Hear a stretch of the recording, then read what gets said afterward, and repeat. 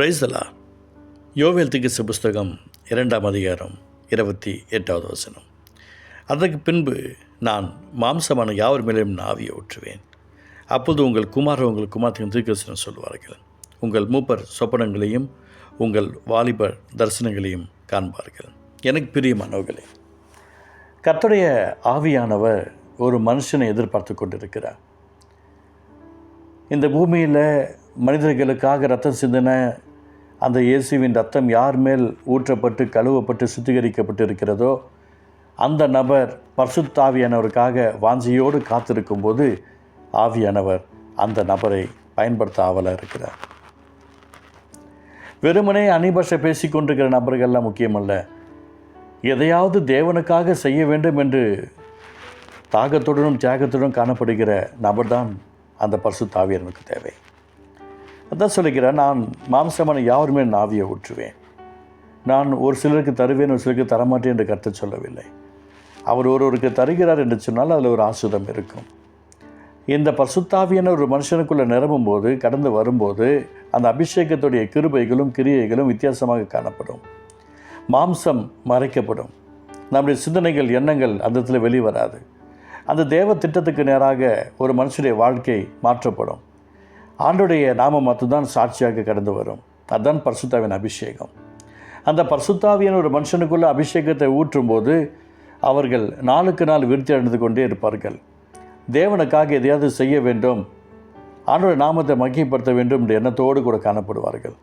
எனக்கு பிரியமானவர்களே, இந்த அருமையான நாளில் கூட அந்த பரிசுத்த தகப்பன் நம்மேலே ஏன் இந்த கிருபைகளை ஊற்ற வேண்டும்?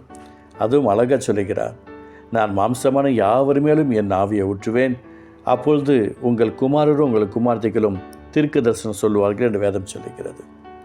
பரிசுத்த ஆவியான ஒரு மனுஷனுக்குள்ளே வந்த பின்பு அவர்களால் தீர்க்க தரிசனம் சொல்லாமல் இருக்க முடியாது. உங்கள் குமாரரும் உங்கள் குமார்த்திகளும் தீர்க்க தரிசனம் சொல்லுவார்கள். தீர்க்க தரிசனம் சொல்லுவதற்காக பரிசுத்தன் கொடுக்கப்படவில்லை. பரிசுத்த ஆவியான ஒரு மனுஷனுக்குள்ளே வரும்போது அந்த மனுஷன் சுத்திகரிக்கப்பட்டவனாய் காணப்பட வேண்டும். தேவன் விரும்புகிற பாத்திரமாக இருக்க வேண்டும். தேவ திட்டத்திற்காக எப்போதும் சிந்திக்கிறவர்களாக இருக்க வேண்டும். அவர்களால் தான் தீர்க்கதரிசனம் சொல்ல முடியும். அப்புறம் என்ன சொல்கிறார் பாருங்க, உங்கள் மூப்பர்கள் சொப்பனங்களையும் உங்கள் வாலிபர்கள் தரிசனங்களையும் காண்பார்களாம். இந்த காலம் மாறி போயிடுச்சு. வாலிபர்கள் எல்லாம் என்ன பண்ணுறாங்கன்னா சொப்பனம் பார்க்குறவங்களா இருக்கிறாங்க.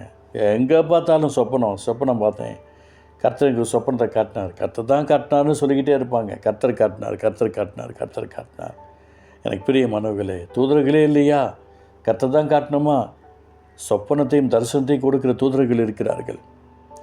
எனக்கு அன்பானவர்களே, உங்களுக்கு நான் இயேசுவின் நாமத்தில் சொல்கிறேன், சில மாற்றங்களை நாம் தான் மாற்றிக்கொள்ள வேண்டும். நான் கிறிஸ்துவுக்காக எழும்புகிறேனா, கிறிஸ்துவுக்காக ஓடுகிறேனா, கிறிஸ்துவுக்காக நிற்கிறேனா, கிறிஸ்துவுக்காக வாழ்கிறேனா என்பதை நம்ம சரிப்படுத்தி கொள்வதற்கு கர்த்தரோடு கூட இருக்கிற வார்த்தையை நமக்குள்ளே வைத்து நம்மளை செக் பண்ணிக்கிட்டே இருக்கணும். நாம் எப்படி இருக்கிறோம், எந்த அளவுக்கு இருக்கிறோம், தேவைக்காக ஜெபிக்கிறோமா, எப்பொழுதும் கர்த்தருடைய சமூகத்தில் இருக்கிறோமா? ஆண்டவருடைய நாமத்தை மகிமைப்படுத்தும்படியாக சில விஷயங்களை நாம் மாற்றிக்கொண்டால் போதும். சொப்பனம் பார்ப்பீர்கள், தரிசனம் பார்ப்பீர்கள், தீர்க்க தரிசனம் உரைப்பீர்கள். கர்த்தருடைய நாமம்தான் மெய்யான நாமம் என்பதை இந்த உலக ஜனங்களுக்குமாக பறைசாற்றுவீர்கள். ஒரு விஷயம் ஜெபிக்கலாமா?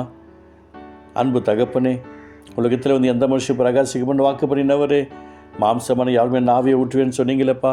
இதை கேட்டுக்கொண்டிருக்கிற பிள்ளைகள் தங்களை அர்ப்பணித்தவர்களாக இருப்பார்கள் என்றால் ஊழியத்தில் பயன்படுத்தும், வேலையில் பயன்படுத்தும், ஸ்கூலில் காலேஜில் பயன்படுத்தும், அவர்கள் எங்கே போனாலும் வந்தாலும் ஒரு பயன்படுத்தும். கர்த்தருடைய அன்புக்கு எனக்கு கூட வந்து வழி நடத்தும். அப்பா, நாங்கள் ஜெபிக்கிறோம் ஆண்டவரே, தாகத்தோடும் தியாகத்தோடும் தன்னை அர்ப்பணித்து என்னை பயன்படுத்துங்க ஆண்டவரே என்று சொல்லி கேட்கும்போது நம்முடைய பிள்ளைகளுடைய ஆவி ஆத்மா சரீரத்தை உமக்கென்று தங்களை அர்ப்பணித்தவர்கள் மேலே உங்கள் அளவற்ற கிருபையினாலும் ஆவியினாலும் அபிஷேகத்தினாலும் வரங்கள் வளமை கனிகள் நிரப்பி அவர்களை பயன்படுத்துங்கப்பான்னு இயேசு நம்மளை செபிக்கிறோம்ப்பா. இயேசு முல்ல பிதாவே, ஆமென்.